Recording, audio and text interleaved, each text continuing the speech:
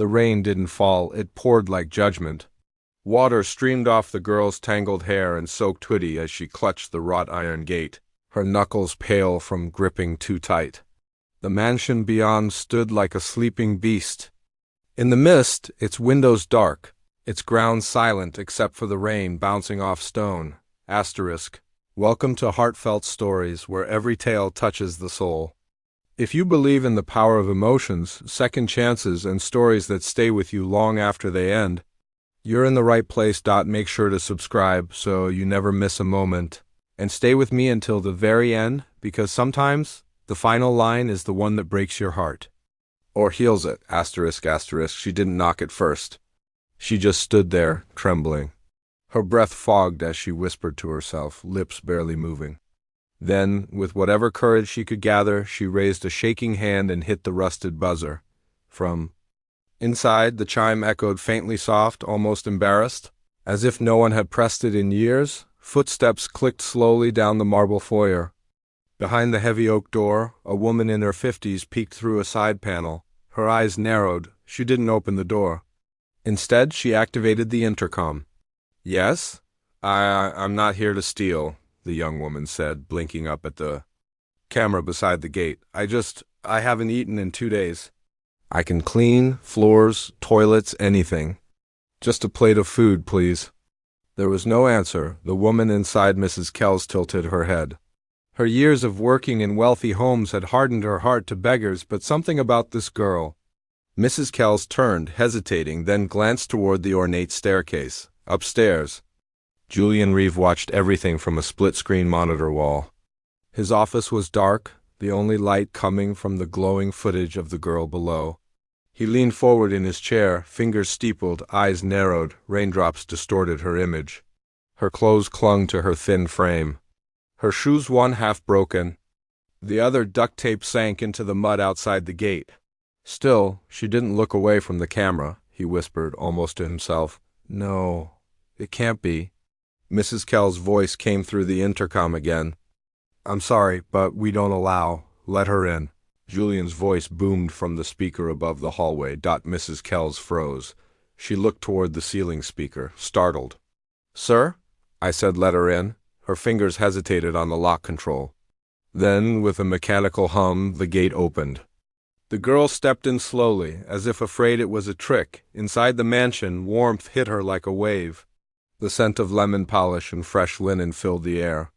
Her eyes fluttered at the golden chandelier, the marble floors, the sheer absurdity of being inside. "I'll just clean and go," she mumbled, eyes down. Mrs. Kells handed her a towel without a word. "Don't steal. Don't wander, and keep your shoes on that rug." She nodded. "Yes, ma'am." Upstairs, Julian didn't move from his monitor. He zoomed in. There was something familiar in her eyes, in the way she stood, the way her voice cracked when she said, "Please." He leaned back slowly, heart pounding. He hadn't seen that face in nearly 15 years, not since her. His hand trembled as he reached for his drink and dropped the glass. It shattered across the office floor. The towel was damp and heavy with lemon-scented soap, but Camille didn't care. She moved in slow, aching motions, her knees bruising against cold marble as she scrubbed the grand foyer. Every stroke was purposeful, every breath measured. The warmth of food still lingered in her stomach, a half sandwich and soup left on a tray by the kitchen door. It was more than she'd had in days. She paused to catch her breath, wiping the sweat and rain from her brow. The silence of the mansion pressed in around her like thick glass. Gilded picture frames lined the walls, but the faces inside seemed distant, lifeless. Even the ticking of the grandfather clock was too perfect, too rehearsed. Then she felt it, a presence, not sound, not movement. Just something behind her. She turned slowly and froze. At the top of the grand staircase, a man stood in a sharp charcoal suit, barely breathing. His hand clutched the banister so tightly his knuckles showed white. His face was expressionless, but his eyes were wide with something between disbelief and grief. Camille blinked. The mop slipped slightly in her hand. He didn't speak. Neither did she. The world narrowed into the space between them. Dripping mop. Water pooled beside her. A faint breeze from the open window shifted a curtain, but neither moved. Julian Reeve had seen ghosts before of memory, of guilt, of things left unsaid. But never like this. Standing before him wasn't just a reminder. It was her. Not Sylvia. Not the woman who haunted his dreams, but the girl who once sat on that same stairwell, waiting for her mother to finish work. The girl who drew suns and stick figures on napkins. The girl with that same uncertain tilt of the head, as if always asking, "Am I safe here?" Camille looked away first. She dipped the towel back into the bucket and resumed, scrubbing, slowly, quietly, as if nothing had happened. He descended one step, then another. She didn't look up again. He tried to speak, but the words caught in his throat. "Do you," he finally murmured, barely audible, "need more towels?" Camille didn't turn.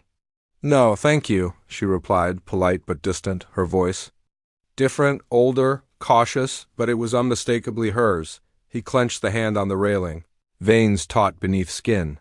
"I'm Julian," he said after a pause. She simply nodded. "Camille!" It hit him like a punch. The name, her name, he nodded once and took a step back, retreating slowly like a man who had touched fire and pretended not to scream. When he disappeared around the upper corner, Camille finally looked up. Her eyes lingered on the staircase, expression unreadable. She let out a shaky breath and whispered under her breath, "Julian." "Not sir, not Mr. Rave." Just Julian. She knew. Julian shut the heavy door of his study behind him with a quiet finality, the kind that echoed louder in a house that had grown too used to silence. Rain still tapped at the window, but the sound was distant now, like memory. He walked past the fireplace, untouched in years, and moved toward the glass cabinet beside his desk. His fingers hovered over the brass handle, hesitating. Then slowly he opened it and pulled out a leather photo album tucked beneath financial ledgers and newspaper clippings. He sat down, stiff, as if carrying weight in his chest. The album creaked as he opened it. His hands were steady now, but only because they'd done this many times before. There it was. Page 12. The photograph was slightly bent at the corners, smudged with the fingerprints of guilt. A woman stood in a garden, sunlight catching the bruises on her arms as if exposing them to the world. Her eyes were tired, distant, protective. Beside her stood a girl barely 30, a smile too big for her face. Hair in braids. Paint on her dress. Camille. He exhaled sharply and touched the edge of the photo, as if afraid she might vanish again. Sylvia had been the maid then, quiet, brilliant, fragile in ways no one saw unless they were watching closely. And he had watched closely, too closely. He used to sit in this very room and listen to her humming while she worked. She never spoke of her life outside the mansion. Only once had she brought her daughter. "Just for an hour," she'd said. "Her father doesn't know." Julian had brought the girl orange juice and markers. She'd drawn him a picture of a big house with a smiling sun overhead, and a stick figure holding hands with a smaller one. He'd pinned it on his wall for a week before locking it away, and then Sylvia vanished. Note. No goodbye, just silence. He'd searched quietly. Hired someone to check shelters, clinics, bus stations. Nothing, a rumor here and there, but nothing solid. The staff whispered, but no one asked questions aloud. Now here was Camille. Same posture. Same eyes, but grown, starving, and pretending not to know him. Why now? Why like this? Julian sat back, rubbing his temple. "God," he muttered, "what happened to you both?" Downstairs, the soft sound of a mop bucket rolling across marble echoed faintly. She was still here, cleaning the floors where her mother had once bled in silence. He glanced once more at the photo. And for the first time in years, Julian whispered the name he'd buried. "Sylvia." A long pause, then quietly more. "Shaken." "Camille."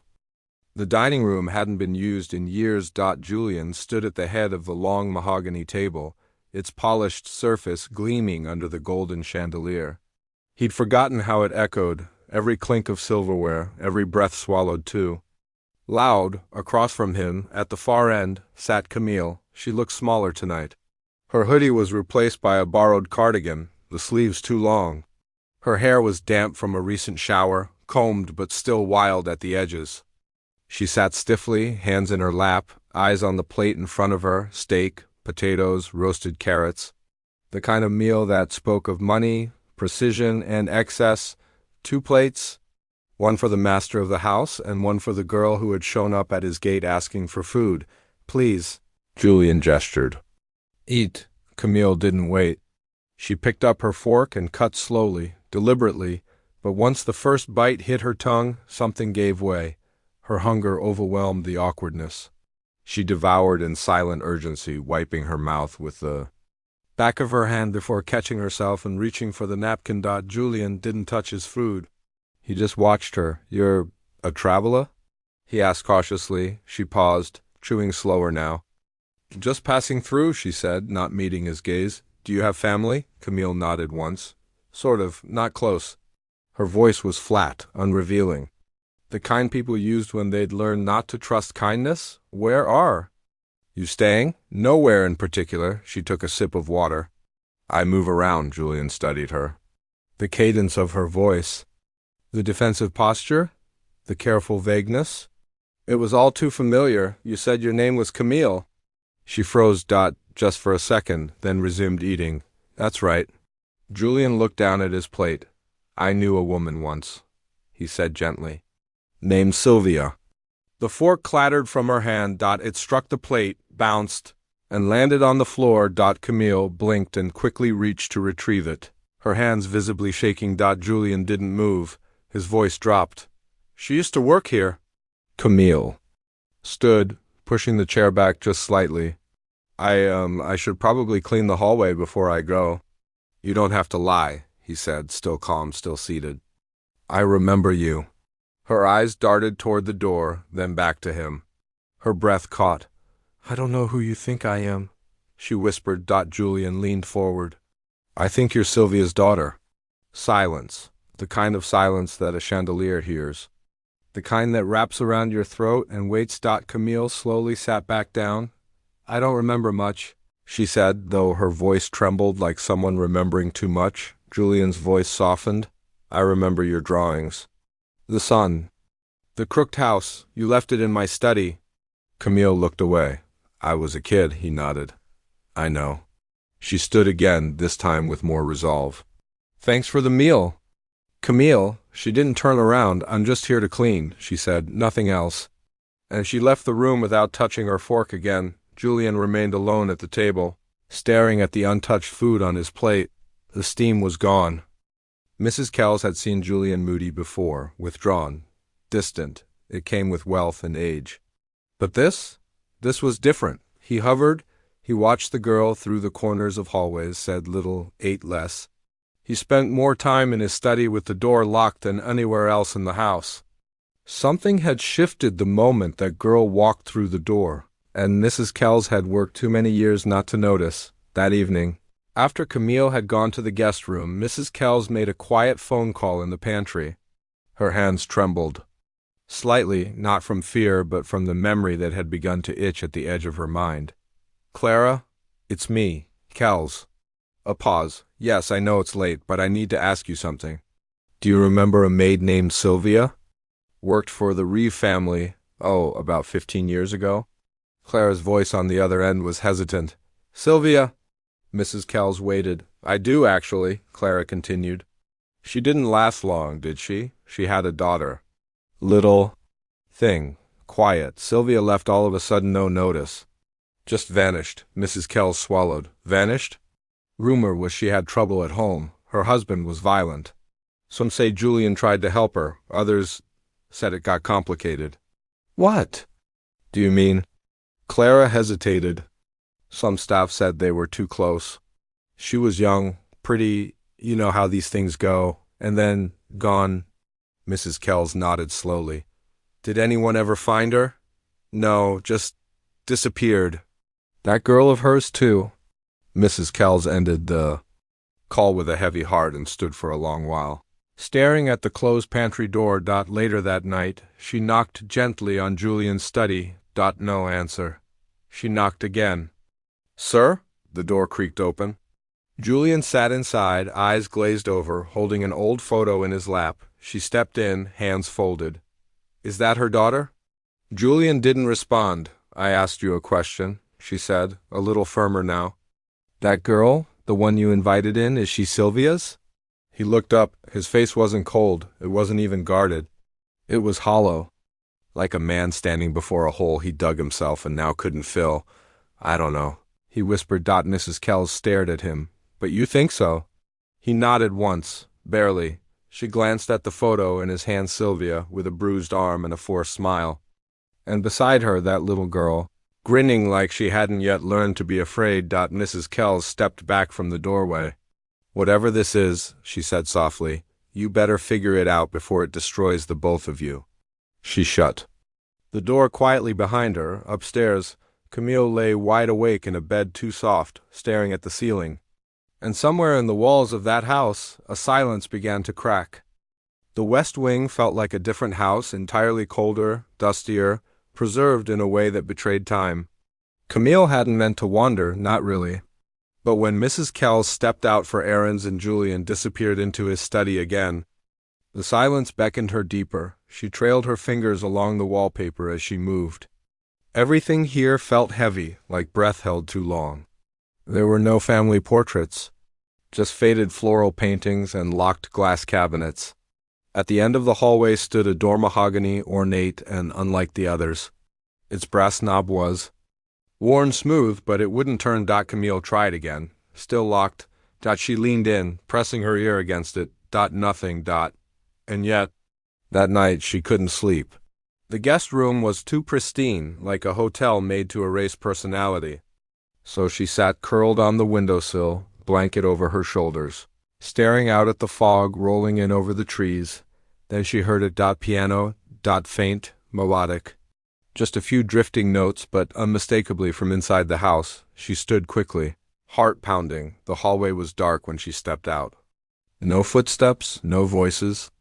Just the music, echoing softly from deep within the West Wing. She followed it barefoot, one hand trailing the wall for balance. As she reached the locked door again, the melody stopped. Silence swallowed the corridor. She pressed her ear to the wood again. This time, she heard breathing, shallow, measured. She backed away. The music didn't return. She didn't sleep the rest of the night. The next morning, Camille stood in the kitchen, holding a cracked teacup between her hands. Her mind buzzed, fragments rising from nowhere, half memories, without context. The notes, the melody. That tune. She knew it. Not from dreams. From somewhere real. Suddenly, the flash came sharp and clear. She was small, maybe 5. Sitting in a narrow room that smelled like lemon oil and sorrow. A woman sat at the piano, her fingers gliding effortlessly over the keys. Camille swayed beside her, giggling when a wrong note slipped in.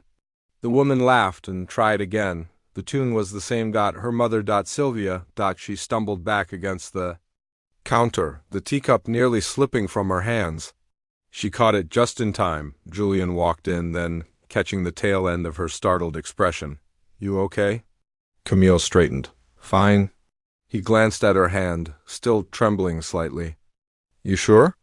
She nodded. He hesitated, then said gently, That room in the West Wing. It's been closed for a long time. Camille didn't react, but her heart slammed in her chest. I used to have someone who played, he added, voice softer now. She made this house feel alive, Camille swallowed. I wouldn't know, Julian nodded once. Of course. He turned and left her alone again, but she stayed frozen. That melody wasn't just a song. It was a memory. And memories, no matter how buried, don't play themselves. That night, as she lay in bed, Camille whispered into the dark, Why did you leave me here, Mama? No one answered, but somewhere behind the locked door, a single piano key rang out. The library was colder than the rest of the house. Not from lack of heating, but memory. Camille wandered past shelves of untouched books, the kind bought for display, not for reading. Dust floated in narrow beams of morning light, and the air smelled faintly of old paper and something older, mildew, maybe? Or time. She ran her fingers along the spines until one fell slightly askew. It wasn't a title. She recognized letters from nowhere. A novel, perhaps. But something made her stop. Inside, tucked between pages yellowed with age, was an envelope. Her breath caught. It wasn't sealed. The handwriting across the front was soft and looping, uneven, desperate. Camille, her name, hands trembling. She slid the letter free. The ink had faded, but the words bled emotion. My sweet girl, if you're reading this, I never got to explain. I was trying to leave safely, but I couldn't. That house is not safe. Not for me, not for you. Please never go back. People like us don't belong in places like that. Love. Always. Mama Camille sat down hard on the edge of a leather reading chair, the letter limp in her hands. The room swam. Her throat closed. It wasn't just fear on the page. It was warning. A memory flickered. Her mother's voice, low and hurried, packing clothes in silence, whispering, "Don't tell anyone we were here." Camille had blocked so much out. But now it clawed its way back. The bruises, the locked door, the way her mother's eyes changed every time Julian was near. Footsteps creaked behind her. She turned too fast. Julian stood just inside the doorway, as if summoned by the ghosts in the ink. His eyes fell to the letter. He didn't ask what it was. He already knew. "I didn't know she left anything behind," he said quietly. Camille didn't speak. He took a few steps closer but kept his distance. "I searched for her." "Did you?" she asked, voice raw. "I didn't hurt her, Camille." "But you knew she was afraid," her voice cracked. "And you let her walk out anyway." He looked away. "I was young, stupid, powerful in all the wrong ways." She stood, letter clenched in her fist.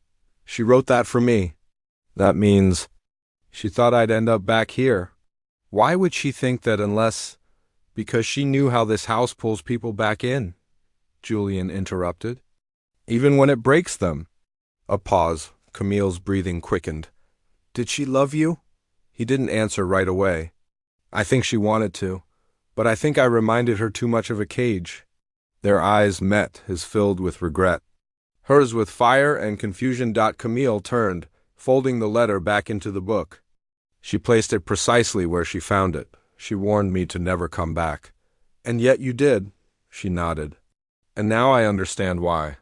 Julian stepped aside as she walked past him, but he didn't follow. He remained in the doorway, watching the dust settle behind her like the weight of years. Neither of them could carry any more.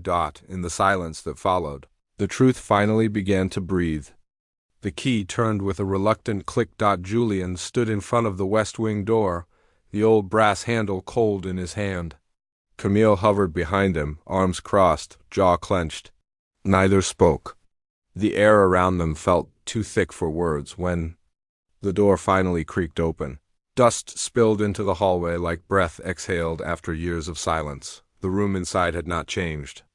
A single grand piano stood in the center beneath a veiled chandelier. Its lid was closed, but Camille could almost hear the echo of forgotten melodies. Cobwebs laced the corners, and dust lay like snow across the faded carpet. The air smelled of old wood, varnish, and something faintly floral like a perfume left behind. She stepped in first. Slowly. Julian followed. Camille's fingers brushed the piano as she moved past it. Her hand trembled. She pressed one key. A soft, broken note rang out off pitch. Tired. She looked up and whispered, "She played this every day." Julian nodded once. "She said it calmed her." Camille's voice sharpened. "This was her sanctuary, wasn't it?" He hesitated. "Yes. Then why lock it?" He didn't answer. Camille circled the room like a ghost retracing her own footprints. She stopped near the far wall, where a framed photo lay face down on a side table.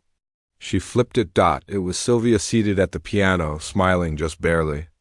Camille beside her, maybe 5 years old, mid-laugh. She dropped it. The frame cracked. The sound echoed. "What did you do to her?" She snapped, eyes glistening.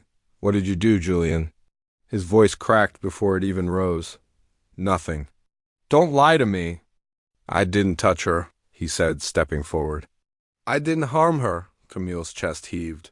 "Then why did she leave terrified? Why did she say to never come back?" Julian's eyes darkened, heavy with the weight of memory. "Because I let something happen." "What?" He turned away.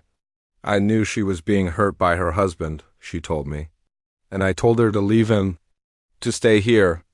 Camille's hands curled into fists. Julian continued, haltingly.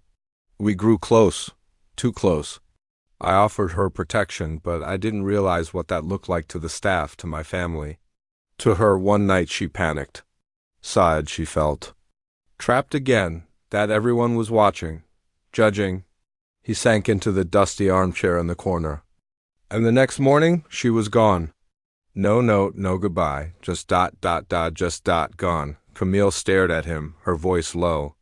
You tried to own her, I tried to save her, he said. But I didn't ask what she needed.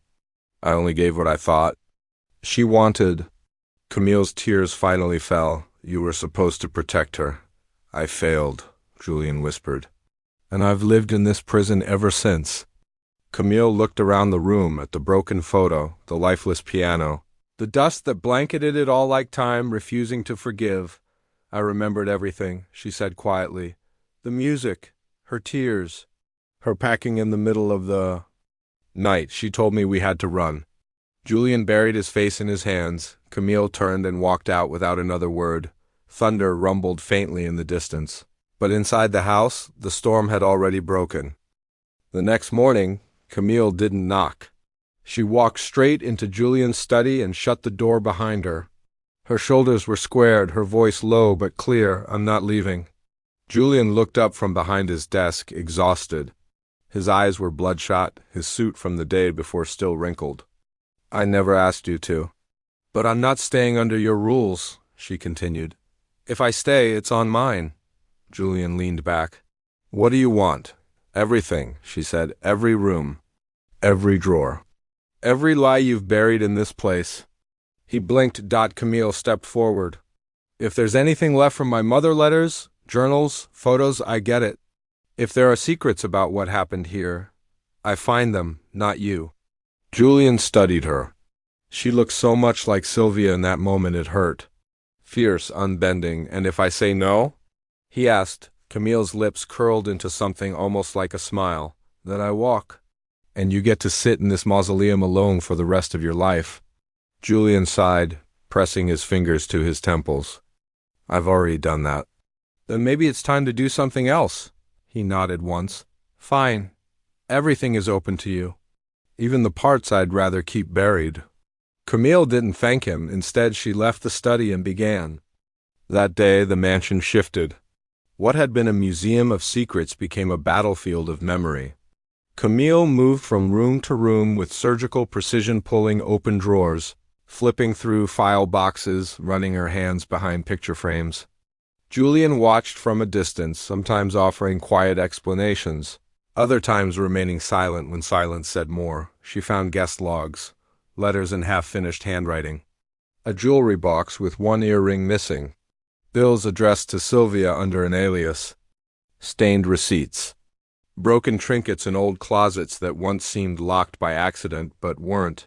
The walls seemed to groan under the weight of being known again, that night. Over cold leftovers, Camille looked up from the table. You weren't the only one who let her down, she said. Julian raised his eyes. You were just a child. And she died alone because of that.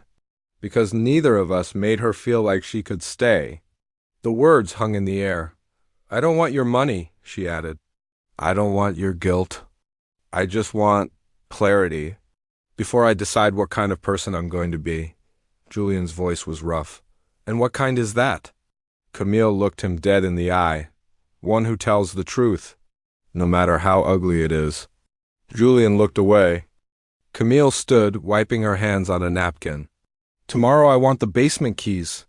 He didn't argue, because for the first time since she arrived, it wasn't his house anymore. It was hers. The kitchen was quiet when Mrs. Kells entered, her footsteps softer than usual. Camille sat at the corner table, flipping through a thin folder of maintenance records. She barely looked up. Mrs. Kells cleared her throat and placed a small wooden box on the table. It was old cedar, unpolished, with a rusted latch, no lock.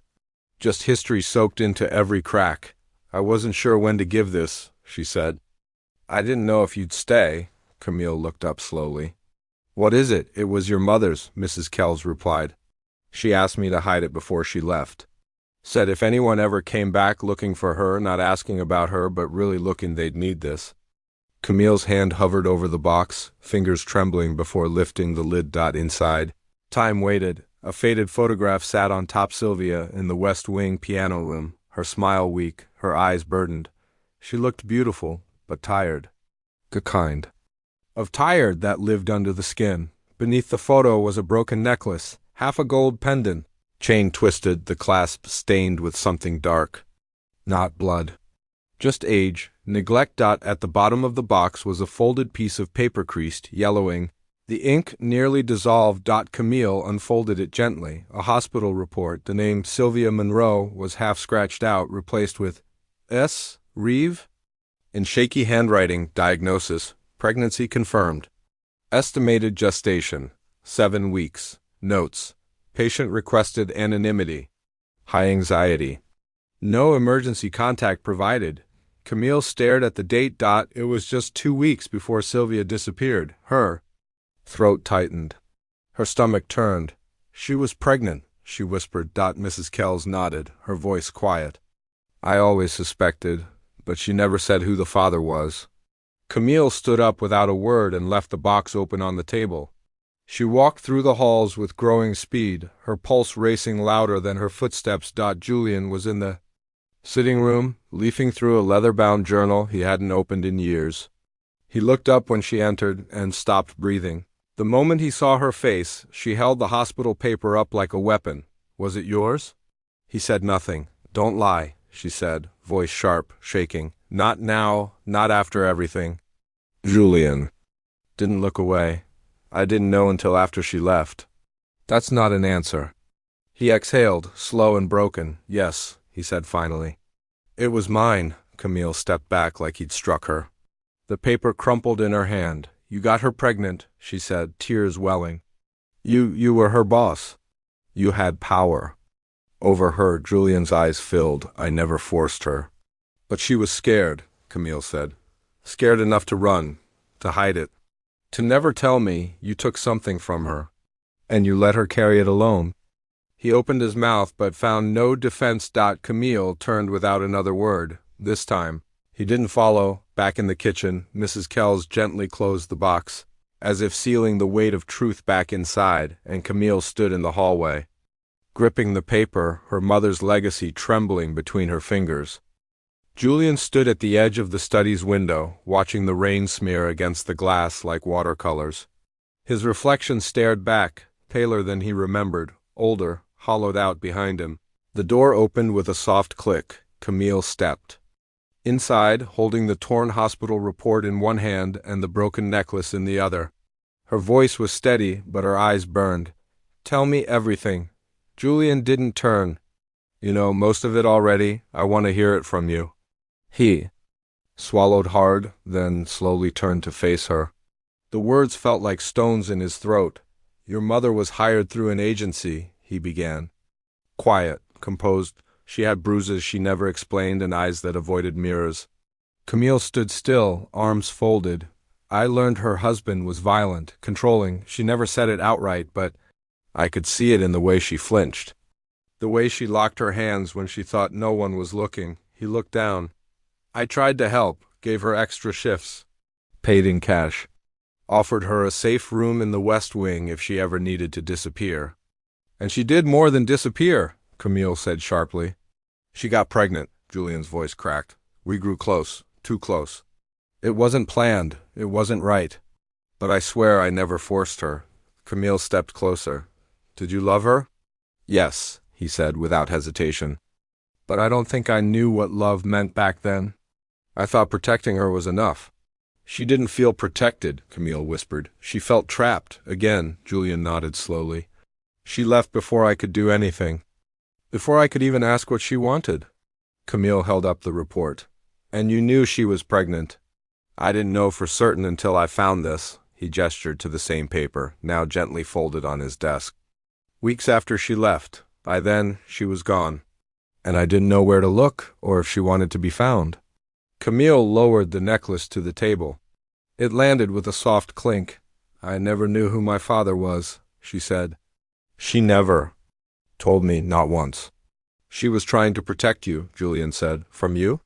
She asked coldly. Maybe, he admitted. Maybe from what I represented, from this place, from the kind of man I used to be. Camille looked at him for a long moment. Her voice was barely above a whisper when she said, "You're my father." Julian's eyes welled. Yes. Camille let out a trembling breath like something caved in behind her ribs. "And you let me clean your floors, scrub your tiles, beg for food." "I didn't know you knew," she said. "Maybe not with certainty. But somewhere in you knew." Julian didn't defend himself. He COULDN single quotes. Camille backed away toward the door, her face cracking under the weight of everything she hadn't asked to carry. "I came here looking for food," she whispered. "And instead I found the truth I never wanted." Julian stepped forward, desperate. "Camille?" She held up her hand. "Don't." She opened the door, and paused. "Secrets rot from the inside, Julian. You hid me from the world. And from yourself." Then she left, her footsteps echoing through the hallway that once belonged to her mother. The suitcase was borrowed, an old leather thing with a broken zipper and faded initials on the tag. Camille didn't ask whose it was. She just packed what she had: 2 sweaters, a journal she found in the guest room drawer, the letter from her mother, and a half-used bar of soap that smelled faintly of orange blossom. Morning sun filtered through the curtains. But the house still felt dim, heavy, like it knew this was the end of something. She walked through the hallway slowly, taking in every detail: the crooked painting by the staircase, the dent on the banister, the faint scent of lemon polish in the corners. Echoes of her mother lingered in the silence. In the foyer, Julian stood waiting. He didn't try to stop her. His face was drawn, thinner somehow, like the house had consumed something from him and left only skin and shame. Camille adjusted the strap of the suitcase. "I'm not coming back," he nodded. "I know." She studied him, this man who had given her life, then buried it beneath guilt and silence. Her jaw tightened. "I won't pretend this ever meant more than it did," she said.